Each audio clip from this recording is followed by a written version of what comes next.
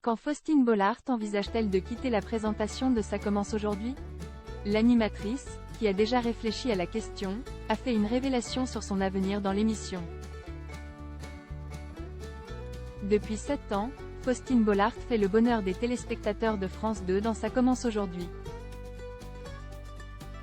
L'animatrice, qui écoute avec attention les témoignages de ses invités, prend son rôle particulièrement à cœur, elle qui a parfois été très touchée par certaines séquences.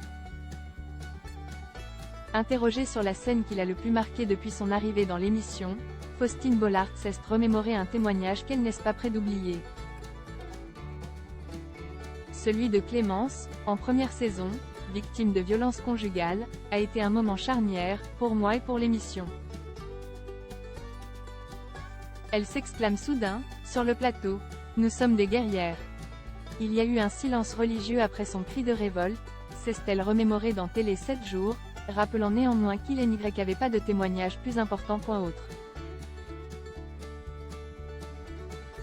Face à certains invités, Faustine Bollaert a parfois du mal à contenir son émotion, comme ce vendredi 8 février, alors que l'animatrice de 44 ans n'a pu retenir ses larmes après le témoignage très difficile d'une jeune femme victime d'un viol.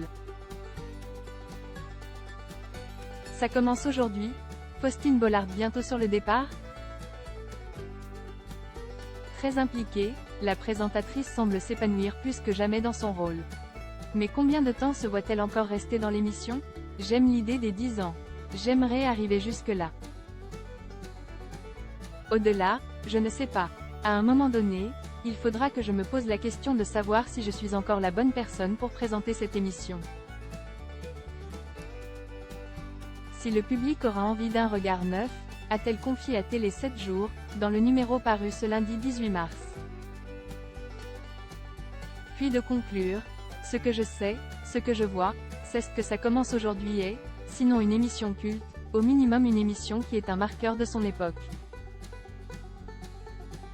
Je pense qu'elle est entrée dans le patrimoine audiovisuel et que, dans quelques années, ses archives seront comme un miroir de notre société. Et ça, c'est déjà pas mal, non? Un vrai phénomène de société.